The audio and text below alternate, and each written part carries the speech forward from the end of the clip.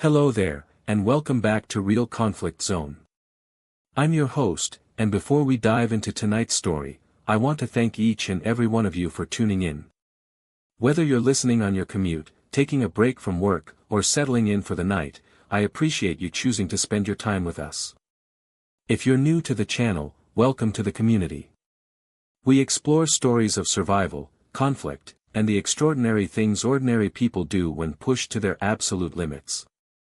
The stories we tell here are about moments where reality becomes stranger than any fiction writer could invent, where ordinary men and women face circumstances that test everything they believe about themselves, about their organizations, about the very nature of loyalty and sacrifice. If you find yourself drawn into what you're about to hear tonight, please consider subscribing and hitting that notification bell so you don't miss a single story. And for those of you who've been with us from the beginning, your support means everything. Now, let's get into tonight's story, and I promise you, this one will challenge everything you think you know about military records, about what gets erased from history, and about the price of being declared dead when you're still very much alive. Their mission was erased. But they're still on the radio. This is the story of what happened when a young communication specialist received a distress signal that shouldn't have existed, when coordinates led to a base that had been abandoned for 7 years, and when a soldier discovered that sometimes the dead don't stay dead, that sometimes institutions are willing to sacrifice their own to protect secrets that go deeper than anyone would have guessed. This is the story of the Ghost Unit, and how one man's decision to listen to a radio signal changed everything. His name was James Calloway, and he was 25 years old when his entire world shifted on its axis because of a simple radio transmission. Calloway had been stationed at Forward Operating Base Phantom in northern Afghanistan for exactly 3 weeks when he heard the voice. He was working the midnight shift in the communications center, a small reinforced structure built into the side of a concrete mountain, surrounded by sandbags and blast barriers, filled with equipment that hummed and beeped and transmitted the voices of men scattered across one of the most hostile regions on Earth. The communications center was his domain. Calloway had been a signals specialist with the Army for 4 years, had completed 3 deployments, and had developed the kind of instinctive knowledge of radio equipment that only came from thousands of hours of practice. He knew the equipment the way other people knew their own homes, knew which channels were monitored, which frequencies carried sensitive traffic, which signals meant emergency and which meant routine. He understood the infrastructure of communication the way a musician understands an instrument, and he could read the patterns of military radio traffic the way a conductor could read a score. That's why he noticed something wrong almost immediately when the signal came through. It wasn't on any of the standard frequencies. It wasn't on the frequencies designated for air support or close air support or medevac or any of the normal channels that saw regular traffic. Instead, it came through on a frequency that Calloway recognized from his training as belonging to a unit that had been inactive for 7 years. A unit that officially didn't exist anymore. A unit that had been deactivated, dissolved, and removed from the official military roster. The frequency itself should have been dead. It should have been silent. But it wasn't. There was a voice coming through, barely audible beneath layers of static and interference, the signal degraded to almost nothing, but definitely a human voice, definitely someone transmitting from somewhere, and definitely using a frequency that made no sense to be active. Calloway's first instinct was to dismiss it as interference, or a ghost signal, or some residual transmission bouncing off the mountains that surrounded the base. But the more he listened, the more he couldn't ignore it. The voice was saying words. The words were coherent. The person on the other end of the signal was clearly trying to communicate, and they were doing so on a frequency that should have been sealed in a vault somewhere and forgotten about 10 years ago. He listened for another minute, straining to hear through the static, trying to make out what the voice was saying. It was difficult. The signal kept cutting in and out, seemed to be operating at barely functional strength, as if it had traveled an enormous distance and lost most of its power in the transmission. But gradually, Calloway was able to distinguish individual words, then phrases, then something that sounded like a situation report.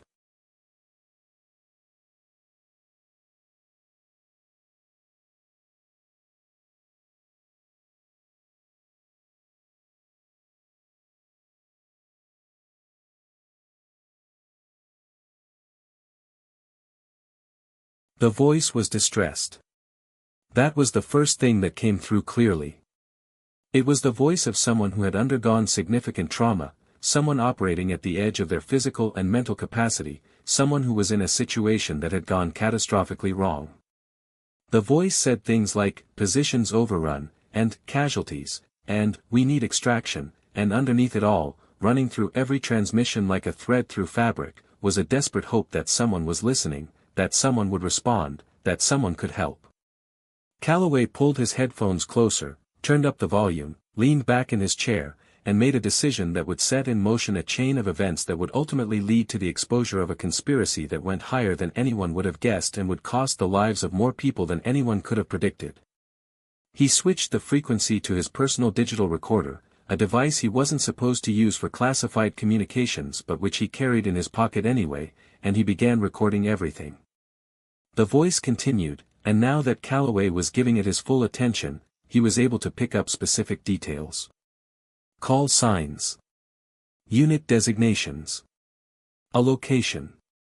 Everything was wrapped in layers of military communication protocol and tactical jargon, but underneath it all was a clear message. There was a unit that had been written off as lost, that had been officially declared dead, and that was now sending out a distress signal from a location that shouldn't be occupied anymore.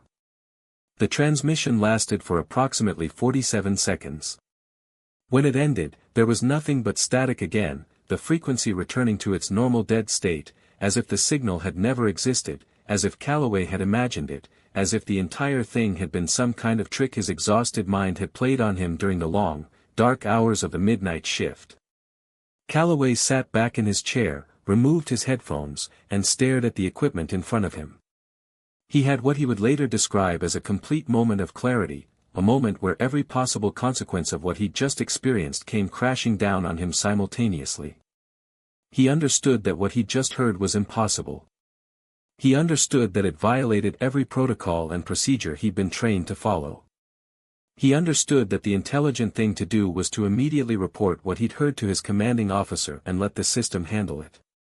He also understood that reporting it would immediately bring scrutiny down on him, that questions would be asked about why he was monitoring that particular frequency, that someone would eventually ask him how he even knew that frequency existed, and that all of those questions would lead to other questions that would move up the chain of command until they reached people who didn't want those questions asked at all.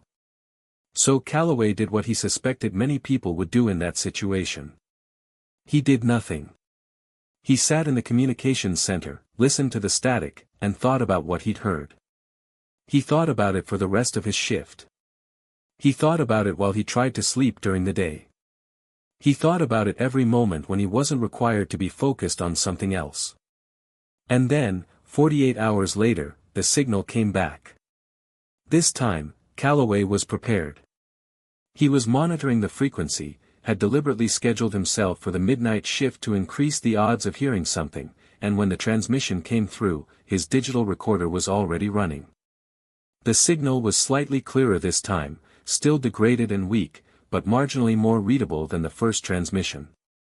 This time, the voice was different. There was someone else transmitting, or perhaps the same person but in a different state of mind, clearer maybe, or perhaps just with less to report because the situation had deteriorated further. The transmission included a location, a specific set of coordinates that Calloway recognized from his familiarity with the maps of Afghanistan. He knew the general area. He'd studied maps of the entire region, understood the terrain, knew which areas were considered hot zones and which were relatively safer. These coordinates placed the signal source in an area that was definitely not supposed to be occupied. The coordinates pointed to a location approximately 43 kilometers from forward operating base Phantom, in a high mountain valley that had been the site of a significant base maybe 10 years ago but which had been abandoned, or at least was supposed to have been abandoned, when the military had consolidated its operations and closed down the smaller, more remote facilities. The base was called Camp Sotheby, though Calloway had never been there and had barely heard of it until he started investigating this situation. It had been an isolated outpost in the mountains, positioned to monitor a region that was strategically important during the early years of the war but which had become less critical once the focus of operations had shifted to other areas. The base had been deactivated in 2012. That was the official record. Deactivated, its personnel withdrawn, its equipment removed or destroyed, its buildings sealed and left to the elements and any local forces that might want to salvage materials from it. According to official records, Camp Sotheby had been empty for almost a decade. According to the transmission that Calloway had just heard, Camp Sotheby apparently had a garrison, or at least had had a garrison recently, and that garrison was in serious trouble. Calloway sat with this information for 3 days. He continued monitoring the frequency, heard another partial transmission that was even more fragmented than the first two, and then nothing. The frequency went silent again, and Calloway was left wondering if what he'd heard was real or if he'd somehow hallucinated the entire thing through exhaustion and the stress of being deployed to a combat zone. But the recordings were real. He could play them back, could listen to them again and again, could confirm that the voice was there, that the words were coherent, that the situation was genuine. And because the recordings were real, the problem was real, and Calloway knew he couldn't ignore it forever. The person he decided to talk to was his immediate supervisor. Edwards told Calloway that investigating this situation further would likely lead to a kind of attention that neither of them wanted. It would lead to questions about how the frequency had been discovered, about whether military communications security protocols had been violated, about whether there were other breaches. It would lead to visits from people in civilian clothes who didn't identify themselves clearly but who worked for organizations that operated outside the normal military chain of command. It would lead to the kind of career damage that never appeared officially but which manifested as difficult assignments, poor performance reviews, and the slow erosion of any chance for promotion or advancement. Edwards suggested to Calloway that the intelligent thing to do was to forget that the transmissions had ever happened, to delete the recordings, to move on with his service, and to understand that there were some mysteries that were better left unsolved, some mysteries that existed precisely because their solution would cause more problems than the mystery itself. Calloway listened to all of this, understood the implications of what Edwards was saying, and then did exactly what Edwards had advised him not to do. He decided to investigate further. This wasn't an act of heroism or moral courage. It was an act of curiosity combined with a deep discomfort with the idea that he was being deliberately kept in the dark, combined with an even deeper discomfort with the idea that there might be men suffering somewhere, sending distress signals that no one was supposed to hear, begging for help that no one was supposed to provide. Over the next 2 weeks, Calloway began his investigation in the only way he could, which was carefully, quietly, and using only the resources that were available to him without drawing attention. He accessed the military historical archives, looking for information about the Ghost Unit. He found very little. The unit designation had been used for some classified special operations activities during the early years of the war, but the specific details were redacted, and the official termination date was listed simply as 2012. He looked through old roster sheets, through deployment records, through after-action reports. He found nothing that explicitly mentioned the Ghost Unit, because information about the unit had been systematically removed from standard military records.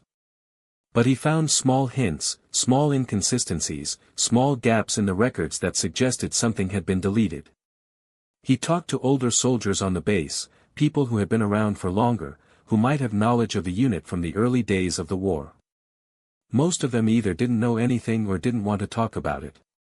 But one old sergeant, a man named Robert Fisher who had been with the military since the early 2000s, agreed to talk to Calloway off the record.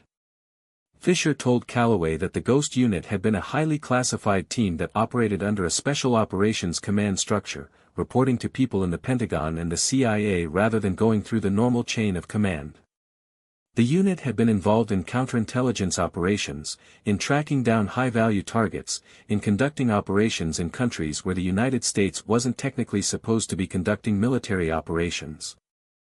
Fisher said that the unit had developed a reputation for being ruthless, for being willing to do things that other special operations teams wouldn't do, for operating in gray areas where the rules of engagement were unclear and the definitions of acceptable behavior were loose. Fisher said that the unit had been particularly active during the years between 2009 and 2012, conducting operations throughout the region, working with local forces, making deals with warlords and tribal leaders, doing whatever was necessary to achieve operational objectives. And then, Fisher said, something had happened. Something had gone wrong. There had been an incident. Fisher didn't know the details, said that the incident had been sealed and classified so thoroughly that even people with high-level security clearances couldn't access the information. But whatever had happened in that incident, it had been serious enough to cause the entire unit to be shut down, its records to be purged, its very existence to be officially denied. Fisher suggested that whatever was happening now, whatever was transmitting on that frequency, it was probably related to whatever had happened in that incident, and that Calloway should probably let it go and focus on his own career and his own survival, because this was the kind of situation that had a way of ruining lives. But Calloway had already passed the point where he could let it go. He was invested now, was committed to understanding the mystery, was willing to take the risks that came with that commitment. The turning point came when Calloway decided to try to actually go to Camp Sotheby. He didn't do this immediately or recklessly. He spent weeks planning, spent weeks studying maps and satellite imagery and anything else he could access about the location. He looked at supply manifests to understand what was supposed to be at the base. He studied weather patterns to understand when it would be most feasible to travel there. He looked at patrol schedules to understand when he might be able to slip away from forward operating base Phantom without immediately being noticed. And then, on a night when he had accumulated enough leave time that a few days' absence wouldn't immediately trigger an investigation, Calloway packed a rucksack with supplies, filed a request for leave that claimed he was going to visit another base 60 kilometers away, and then deliberately didn't go to that other base. Instead, he took a vehicle from the motor pool without signing it out, drove away from forward operating base Phantom, and headed into the mountains toward Camp Sotheby. The drive took almost 9 hours, most of it on roads that were barely passable, most of it through territory that could charitably be described as dangerous. Calloway traveled during daylight hours, trying to avoid being seen, trying to move as invisibly as possible through a landscape where any military vehicle stood out like a target painted on a billboard. He had weapons with him, had considered using them against military personnel if he was stopped, and had decided that he would do so if necessary to get to the bottom of this mystery. He was beyond caring about the consequences at that point. He needed to know what was happening, needed to know if there really were men at Camp Sotheby, needed to know if those men were really the remnants of the ghost unit, needed to know why the military had written them off and was apparently trying to keep them erased. The landscape around Camp Sotheby was exactly as Calloway had imagined it from the satellite imagery and maps. High mountains, thin air, sparse vegetation, the kind of terrain that was beautiful in a harsh, unforgiving way, the kind of terrain where humans were visitors and the land was utterly indifferent to their survival. The base itself was built into a valley, positioned against a mountainside, surrounded by bunkers and fortifications that had been constructed during the early days of the war. When Calloway first saw it, the base looked exactly like what it was supposed to be, abandoned. The gates were corroded, damaged by weather and time. The perimeter fence was cut in multiple places, no longer serving any security function. The buildings inside the perimeter were mostly boarded up or collapsed, their roofs sagging, their walls cracked by exposure to the elements. The whole place had the feeling of a tomb, of somewhere that had been sealed away from the living world and was slowly being reclaimed by the landscape. But when Calloway drove through the gate and parked his vehicle on what had once been the main road through the base, he quickly realized that the appearance of abandonment was deceptive. There were signs of recent activity. The road had been recently cleared of the worst debris. There was evidence of people having moved through the area, boot prints in the dust, disturbed gravel, areas where someone had been sitting and watching. The base was occupied. It was just very carefully hidden. Calloway got out of his vehicle and began to walk through the base, moving carefully, aware that he could be seen at any moment and that being discovered might result in his death. He moved from building to building, looking for signs of life, looking for evidence of occupation, looking for something that would confirm that people were actually here. He found them in the command center, which was in the largest building at the heart of the base. The building had appeared to be completely destroyed from the outside, but inside, Calloway discovered that the destruction was mostly cosmetic, mostly for show. The interior had been partially rebuilt, had been cleared of debris, had been made habitable in a basic but functional way. There were men there. Calloway saw them before they saw him, got his first glimpse of the ghost unit through a partially open doorway, and was immediately struck by how different they were from what he had expected. They were thin, almost skeletal in some cases, their faces darkened by the sun and weather, their clothes ragged and worn, their eyes carrying the kind of hollow, haunted look that came from prolonged trauma and suffering. There were 8 of them that Calloway could see. There might have been more in other parts of the base, but Calloway counted 8 men in that single room. 8 men who should have been dead, should have been buried and forgotten, should have been erased from the world 7 years ago. One of the men saw Calloway first. His name was Captain David Matthews, and he moved with the speed and precision of someone trained to respond to threats instantly. He had a weapon in his hand before Calloway could say a word, had it pointed directly at Calloway's center mass, and was seconds away from pulling the trigger. Calloway raised his hands, spoke very clearly and very quickly, and explained that he had heard the distress transmissions, had come to investigate, and had no intention of causing any harm.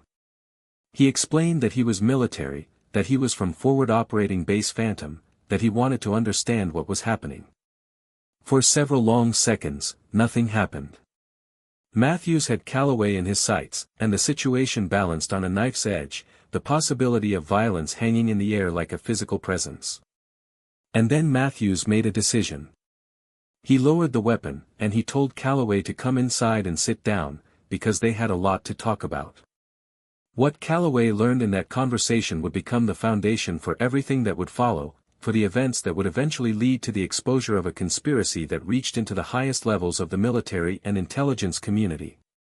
Matthews explained that the ghost unit had never actually been disbanded. It had been officially closed on the books, had been erased from military records, had been declared dead in every way that mattered bureaucratically. But in reality, the unit had been reactivated repeatedly for black operations that the military didn't want to acknowledge. The unit had been sent into countries where the United States wasn't supposed to be fighting, had been involved in operations that crossed legal and moral lines, had been used as a tool for doing the kinds of things that governments need done but can't officially acknowledge. And in the course of conducting one of these operations, the unit had participated in an incident that had gone catastrophically wrong. An operation had resulted in the deaths of civilians, had resulted in a kind of collateral damage that would have been nearly impossible to explain or justify. To contain the situation, military leadership had made a decision. They had officially disbanded the ghost unit. They had erased the records. They had told the families of the dead soldiers that their loved ones had died in combat, had given them medals and flags and told them to be proud of their sacrifice. But they hadn't actually withdrawn the unit. Instead, they had sequestered the unit, had hidden them away at Camp Sotheby, had kept them alive but isolated, telling them that they would eventually be brought back from the dead, that their service would be recognized, that they would be reintegrated into normal life. That promise had never been kept. Years had passed. The men had remained in isolation, had received minimal supply drops, had been essentially forgotten about by the military bureaucracy that had created them. And now, after years of silence, after years of waiting, they had decided that they were no longer willing to wait quietly. They had reactivated their communications equipment. They had begun transmitting distress signals. They were calling out to anyone who would listen, begging for someone to acknowledge their existence, begging for someone to help them. Matthews explained all of this to Calloway, and as he explained, the other men in the room listened, and Calloway began to understand the full scope of what had been done, the full scope of the conspiracy that had led to these 8 men being erased from the world, being written off as dead, being kept prisoner by the system they had served. One of the other men, a sergeant named Daniel Torres, told Calloway the specific story of what had happened, the specific incident that had led to the ghost unit being disbanded. The unit had been sent into a village in a neighboring country, had been tasked with eliminating a target that had been identified as a high-value threat. The target had been located in the village, but so had his family. The operation had been conducted with minimal intelligence about the actual situation on the ground, had been conducted with rules of engagement that had been deliberately kept vague to give the unit maximum operational flexibility. The result had been catastrophic. The target had been killed, but so had 37 civilians, including women and children. It had been the kind of operation that, if it had become public, would have created an international incident, would have sparked outrage, would have forced the military to acknowledge that American forces had committed what could reasonably be described as a war crime. So the military had done what it did best. It had covered it up. It had classified the incident. It had blamed faulty intelligence. It had isolated the unit and told them to stay quiet. And then it had essentially forgotten about them. Calloway sat with this information, sat with the reality of what had been done, sat with the knowledge that the military he served was willing to sacrifice its own personnel, was willing to keep them in limbo forever, was willing to destroy their lives to protect its institutional reputation. The question that then arose was obvious: what was Calloway going to do with this information? He had discovered something that the military desperately wanted to remain hidden. He had found evidence of a conspiracy that reached into the Pentagon. He had encountered men who had been declared dead and secretly imprisoned. And now he had to make a choice about whether to remain silent or to risk everything by bringing this information to light. Calloway made his choice relatively quickly. He knew that if he left the base without doing anything, he would be complicit in the conspiracy. He would be knowingly allowing a crime to be covered up. He would be participating in the destruction of 8 men's lives through his silence. He couldn't do that. He couldn't live with that. So he did what Calloway had been trained to do, what he was good at, what he understood better than almost anyone: he recorded everything. He sat with Matthews and Torres and the other men for hours, and he recorded their stories, their accounts of what had happened, their explanations of how the conspiracy worked and who had been involved in covering it up. He got names. He got dates. He got specific details about operations that had gone wrong, about decisions that had been made to cover up those operations, about the systematic erasure of the ghost unit from official records. And then, when he had recorded everything, when he had what he needed, he told the men that he would get this information out, that he would make sure people knew what had happened, that he would force the military to acknowledge them and bring them home. The men were skeptical. They had been promised things before and had been abandoned. They had been told that people cared about what had happened to them and had been forgotten. They had learned through years of experience that the military was willing to lie to them, willing to deceive them, willing to sacrifice them. But Calloway was adamant. He told them that he would find a way. He told them that the information he had was too important to stay hidden, that too many people needed to know what the military was capable of, that this couldn't be allowed to continue. And then Calloway left Camp Sotheby. He drove back toward Forward Operating Base Phantom, carrying with him recordings that could destroy careers, that could result in criminal charges against senior military leadership, that could fundamentally change the way the American public understood its own armed forces. He had the recordings and he had copies of them stored in multiple locations, distributed across multiple servers, set up so that if anything happened to him, the information would automatically be released. He was protected, or as protected as anyone could be when they had discovered a conspiracy at the highest levels of the military.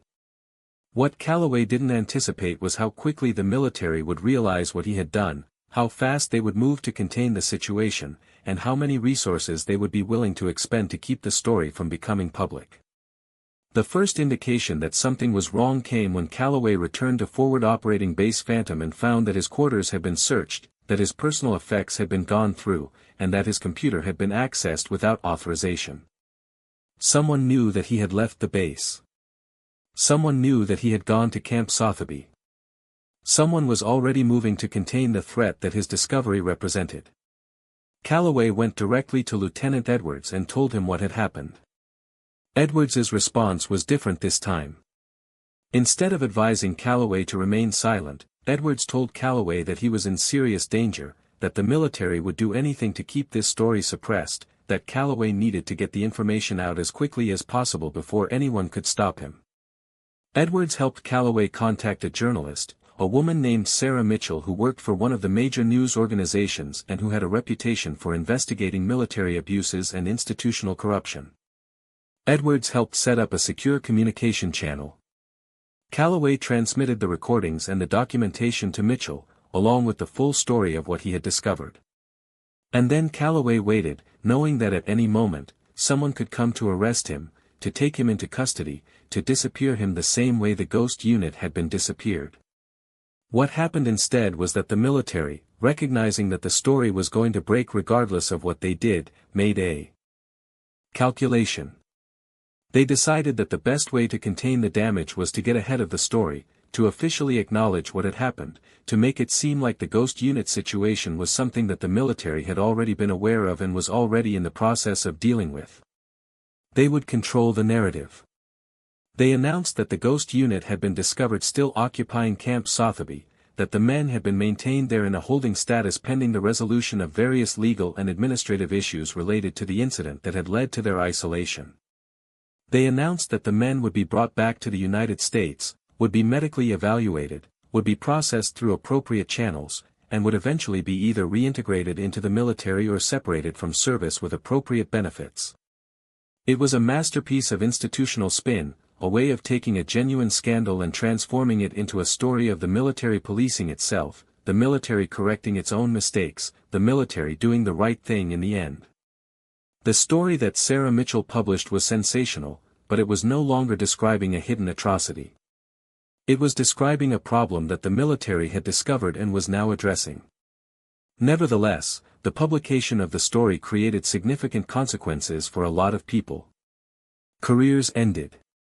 Investigations were launched. Several senior military leadership figures were forced to retire or resigned under pressure. The incident in the village in the neighboring country was reinvestigated. People were held accountable, to some degree, for what had happened. But the accountability was limited. No one was prosecuted criminally. No one went to prison. No one was publicly named as the person who had ordered the operation, the person who had authorized the rules of engagement, the person who had made the decision to cover the incident up. The responsibility was diffused, attributed to systemic failures rather than individual decisions, and resolved through internal military processes that remained largely classified. The ghost unit members were indeed brought back from Camp Sotheby. They were medically evaluated. Most of them required extensive physical and psychological rehabilitation. Several of them struggled significantly with the transition back to normal life. Some of them, years later, would be diagnosed with serious mental health conditions, would struggle with substance abuse, would have difficulty maintaining relationships and employment. They were offered settlements, compensation for what had been done to them, money in exchange for signing agreements that they wouldn't discuss the incident with unauthorized parties, that they wouldn't provide additional testimony about what had happened, that they would be willing participants in the managed narrative that the military had constructed. Most of them accepted the settlements. They had spent years isolated at Camp Sotheby.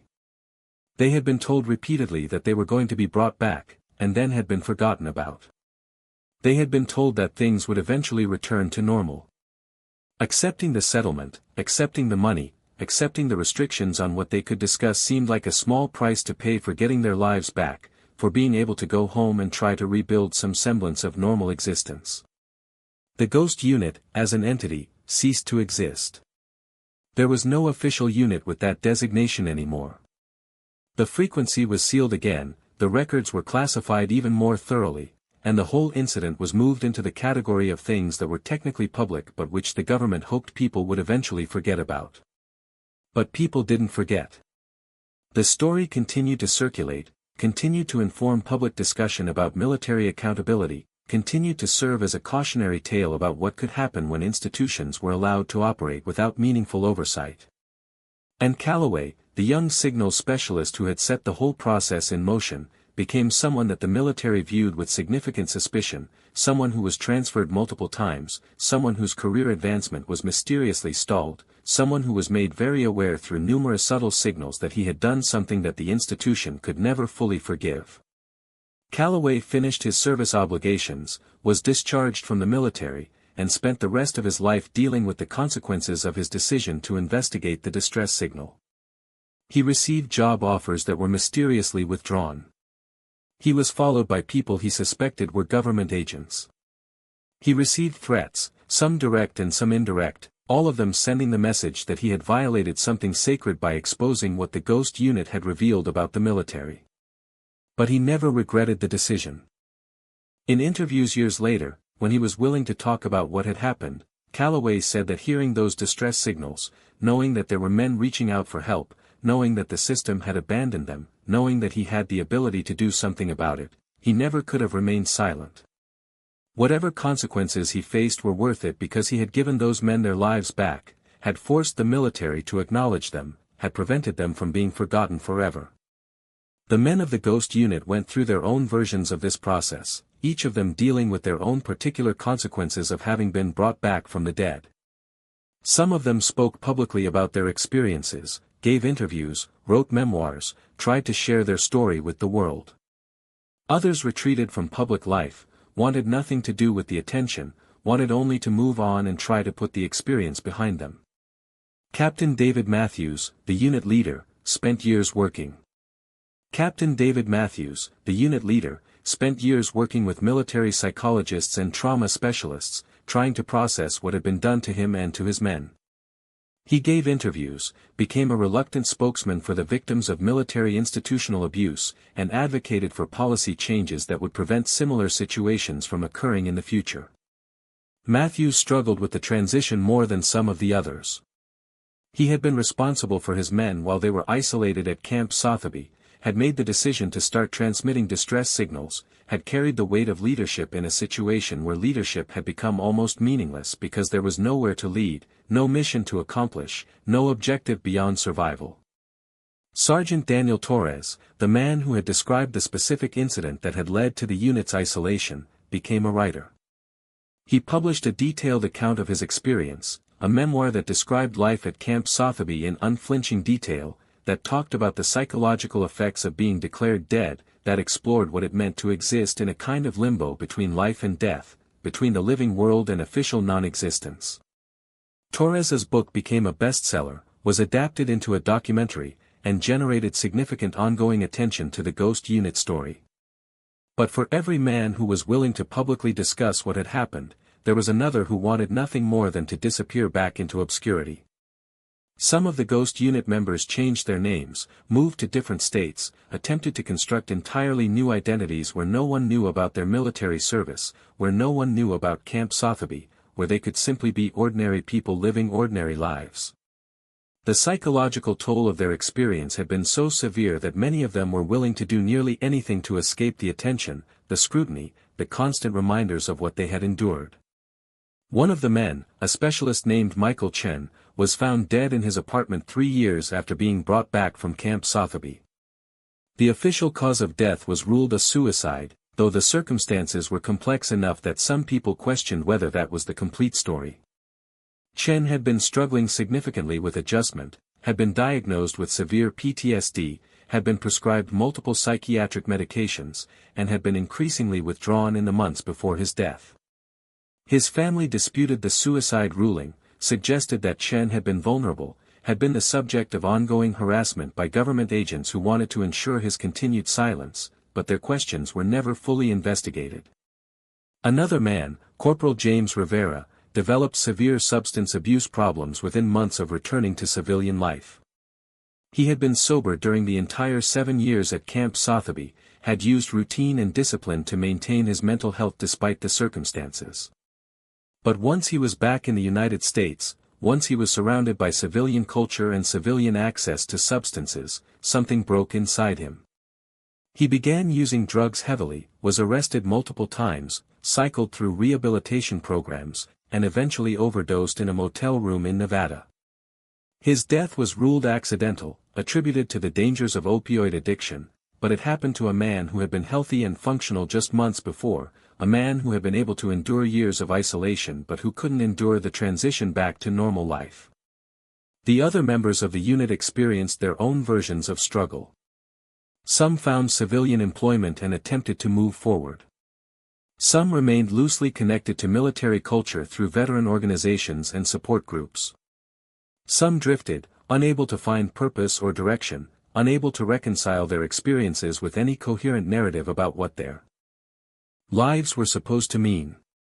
The incident in the village in the neighboring country, the operation that had resulted in the deaths of 37 civilians and had triggered the entire sequence of events that led to the Ghost Unit's isolation, was officially investigated after the story broke.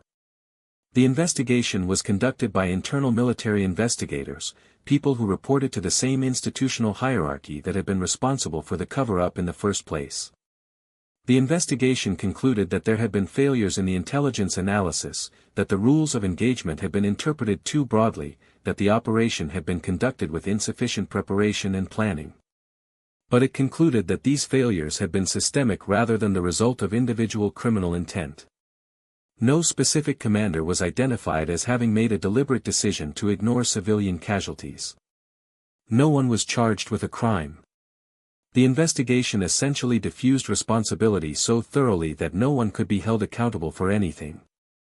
The families of the civilians who had been killed in the village never received any meaningful acknowledgement or compensation.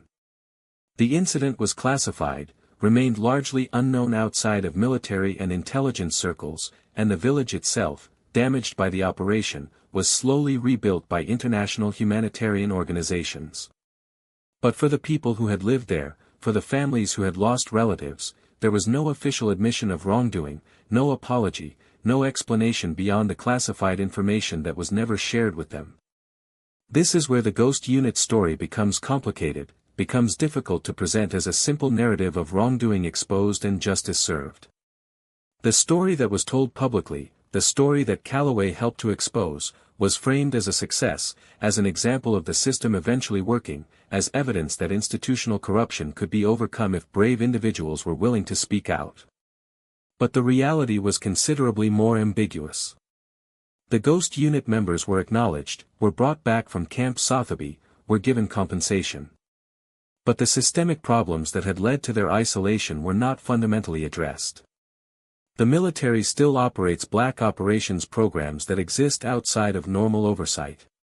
The military still compartmentalizes information, still classifies operations, still maintains the ability to conduct activities that the American public doesn't know about. The same institutional mechanisms that created the ghost unit, that created the conditions that led to the incident in the village, that created the incentive to cover up that incident, those mechanisms are still in place. In the years after the ghost unit story broke, there were multiple incidents of military operations involving civilian casualties in various countries. Some of these incidents were investigated, some were covered up, some were acknowledged in carefully worded official statements that admitted minimal wrongdoing. The ghost unit became a reference point in these discussions, became an example that people cited when arguing that military institutions couldn't be trusted to police themselves, that independent oversight was necessary. But the ghost unit story also became domesticated, became incorporated into the military's own narrative about institutional accountability, became something that the military pointed to as evidence that it took responsibility for its mistakes. The reality was that the ghost unit incident hadn't fundamentally changed anything about how the military operated. It had changed details, had improved public relations procedures, had created institutional mechanisms for appearing to address problems without actually addressing them. But it hadn't changed the underlying incentive structure that created situations where military leadership would choose to cover up incidents rather than acknowledge them, where young soldiers would be isolated and abandoned, where institutional reputation would be prioritized over individual welfare. Lieutenant Edwards, the man who had advised Calloway to delete the recordings and who had then helped Calloway get the information to a journalist, was promoted after the incident. The narrative was that Edwards had been the responsible officer who had ensured that problematic information was addressed through appropriate channels. Edwards had positioned himself as having been complicit in the cover-up while also being someone who ultimately supported transparency and accountability. He navigated the institutional politics skillfully and emerged from the situation with enhanced rather than damaged reputation. Edwards went on to hold senior positions in military command structures. He was never held accountable for his initial attempt to suppress the information about the ghost unit. He was never investigated for potentially violating regulations regarding classified information or chain of command protocols. Instead, he was promoted, was given more authority, was eventually appointed to positions where he had influence over policy regarding special operations activities and military intelligence operations.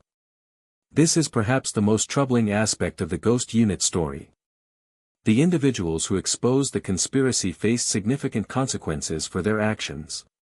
Calloway's career was effectively destroyed.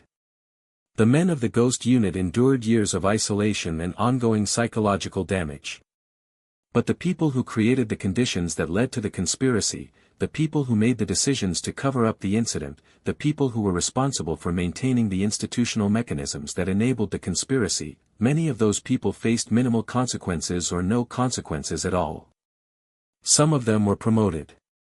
Some of them moved on to other positions where they continued to exercise similar authority. Sarah Mitchell, the journalist who published the story, became famous for breaking the Ghost Unit story. She won journalism awards, was hired by major news organizations, and used her platform to continue investigating military misconduct and institutional corruption. But she also received threats, was followed by suspicious individuals, was the subject of investigations by government agencies that she believed were attempting to intimidate her into ceasing her investigative work. Mitchell continued her journalism despite these pressures, but she never fully shook the sense that she had made herself a target by publishing the Ghost Unit story, that there were people in government who viewed her as a threat. The story of the Ghost Unit is often presented as a victory for transparency, as proof that investigative journalism and whistleblowing can overcome institutional corruption. But it's worth examining whether that narrative is entirely accurate. The Ghost Unit became public knowledge, but much of what was most damaging to the military's institutional interests remained classified.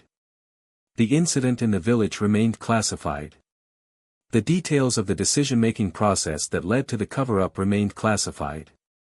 The specific identities of the senior military leadership that had been involved in creating and maintaining the conspiracy remained somewhat protected by the diffusion of responsibility across the institutional hierarchy. What happened was that the military successfully managed the narrative.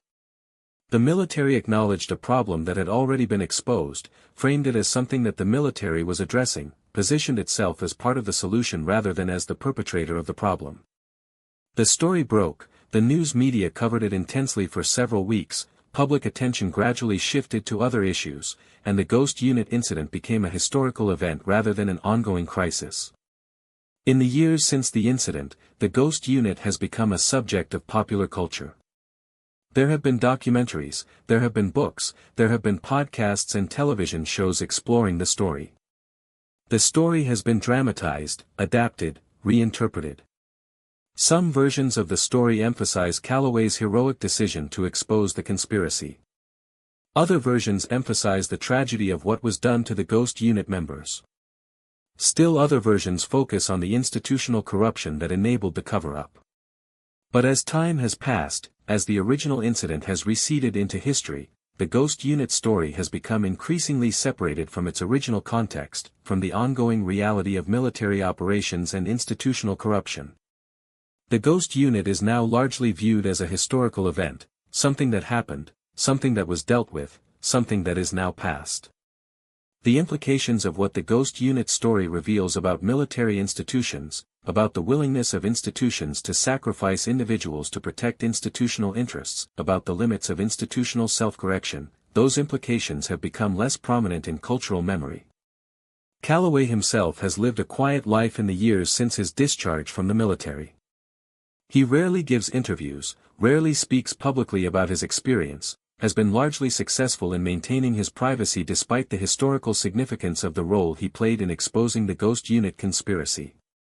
He works in private sector communications, has built a career outside of military contexts, has attempted to construct a life that is separated from his role in the Ghost Unit story. In rare interviews, when Calloway has been willing to discuss his experience, he has been reflective about what he did, about whether his decision to investigate was the right decision, about the costs that his decision imposed on himself and on others.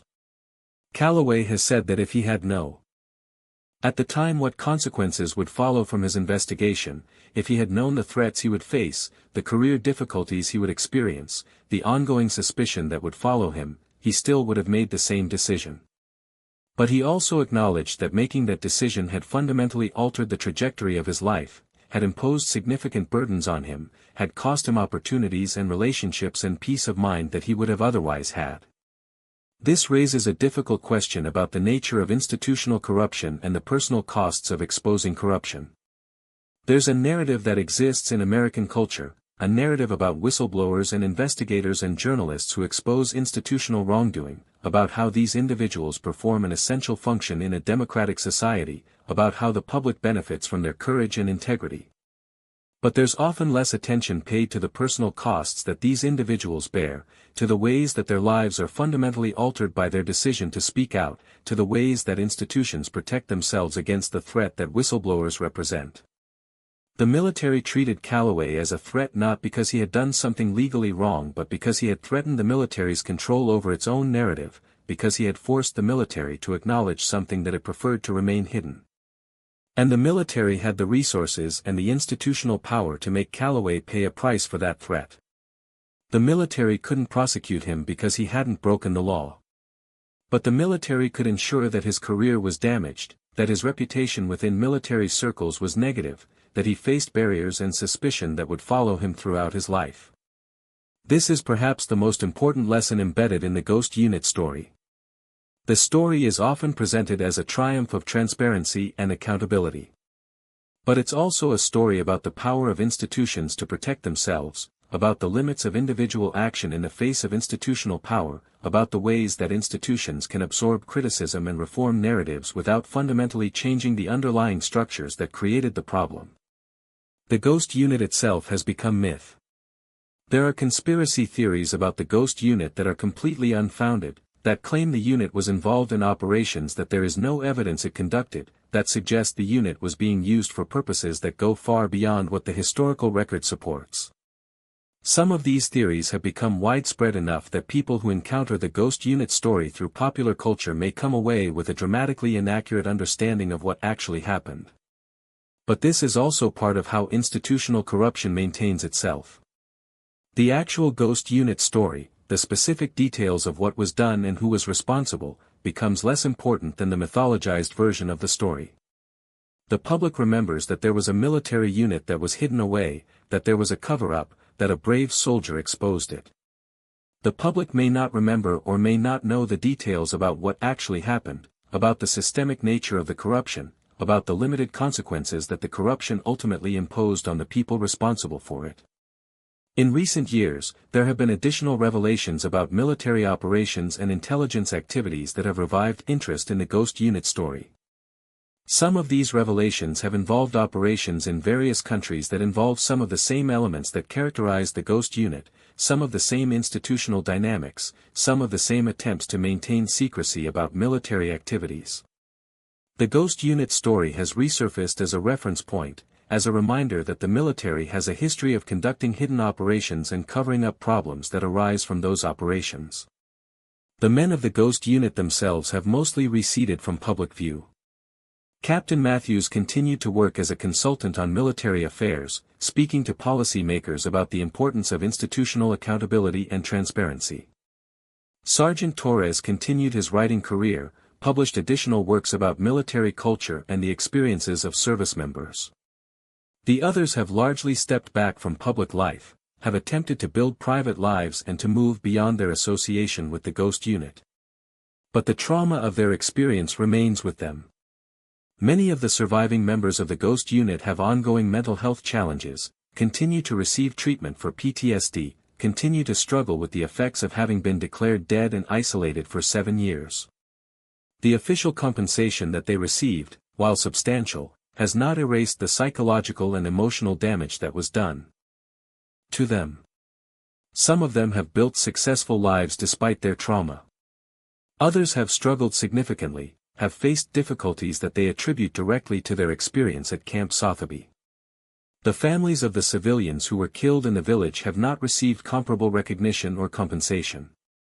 The incident that triggered the entire Ghost Unit situation, the operation that resulted in civilian deaths and ultimately led to the Ghost Unit's isolation, that operation has remained largely classified, has not received the kind of public attention and scrutiny that might have provided at least some measure of acknowledgement and closure to the families who were affected. This asymmetry is important to recognize. The Ghost Unit received attention and recognition because a military insider was willing to expose what had happened to them. The civilians who were killed in the village received no comparable attention, no comparable recognition, because the operation that killed them remained classified. The institutional structures that protect military secrets protect the military from being fully accountable for the consequences of its operations, even when those consequences include the deaths of innocent people. And this returns us to the fundamental question that the Ghost Unit story raises: what does institutional accountability actually look like? Is it enough that the military acknowledged the Ghost Unit existed, that it brought the members back from isolation, that it provided them with compensation and medical care? Or is true accountability something that requires more fundamental change, something that requires not just addressing the symptoms of institutional corruption but changing the underlying structures that create corruption? The Ghost Unit story, as it is often told, provides a comforting answer to this question. The story suggests that institutional corruption can be exposed and addressed, that brave individuals can overcome institutional power through determination and integrity, that the system, while imperfect, can ultimately function to address problems when those problems are brought to light. This narrative has significant appeal, provides a sense that institutions can police themselves, that the machinery of government and military can be trusted to address serious problems when they become aware of them. But the actual history of the Ghost Unit suggests a more complicated and less comforting answer. The Ghost Unit story shows that institutions can acknowledge wrongdoing while simultaneously protecting the people responsible for that wrongdoing, that institutions can incorporate criticism and reform narratives into their own self-presentation without fundamentally changing the underlying structures, that institutional corruption can be partially exposed while the most damaging information remains classified and hidden. The Ghost Unit exists now primarily as a historical event, a story that is told about military institutions and the dangers of institutional secrecy. But the systems that created the Ghost Unit continue to function. Black operations continue to be conducted. Information continues to be classified. Institutional hierarchies continue to obscure responsibility for decisions that are made. The underlying conditions that led to the Ghost Unit's creation and isolation continue to exist, continue to shape the ways that military institutions operate, continue to create situations where institutional interests override individual welfare. James Calloway, years later, when asked whether he thought the Ghost Unit story had changed anything about military institutions, gave an answer that was characterized by a kind of weary realism. Calloway said that the story had created awareness, had generated discussion, had influenced some policy discussions about military oversight and accountability. But Calloway also said that he believed the fundamental institutional structures that enabled the Ghost Unit situation remained in place, that similar situations could and probably would occur again in the future, that the Ghost Unit story had provided a kind of narrative closure that made it easier for people to believe that the problem had been addressed when in fact the underlying conditions that created the problem had not fundamentally changed. This is perhaps the most important insight embedded in the Ghost Unit story. The story is often presented as a success, as an example of institutional corruption being exposed and addressed. But the Ghost Unit story also demonstrates the power of institutions to absorb criticism, to create narratives of reform and accountability without fundamentally altering the underlying structures that create corruption. The Ghost Unit became famous not because it exposed corruption that fundamentally transformed institutions but because it created a story about institutional corruption that could be told and retold in ways that didn't require fundamental institutional change. The Ghost Unit members have largely moved on with their lives, some more successfully than others. They received compensation, received medical care, received acknowledgement. But they also endured 7 years of isolation, endured the psychological trauma of being declared dead, endured ongoing effects of their isolation that manifested in various ways throughout the remainder of their lives. The question of whether receiving compensation for these experiences constitutes justice is a question that each survivor would likely answer differently. Calloway has lived a quiet life, has successfully maintained his privacy for the most part, has built a career outside of military contexts. But he has also faced ongoing suspicion, has been aware throughout his life that there are people in government who view him as a threat, has carried the burden of knowing that his decision to investigate the Ghost Unit had consequences not just for himself but for the military members whose isolation he had exposed. The burden of that knowledge, the sense of responsibility that comes from having triggered a sequence of events that fundamentally altered the lives of the men in the Ghost Unit and of the military institutions that he had exposed, that burden has been something that Calloway has had to live with. The journalist Sarah Mitchell continued her career investigating military corruption and institutional misconduct. Her reporting on the Ghost Unit made her reputation as an investigative journalist but also made her a target for various institutional actors who viewed her journalism as threatening.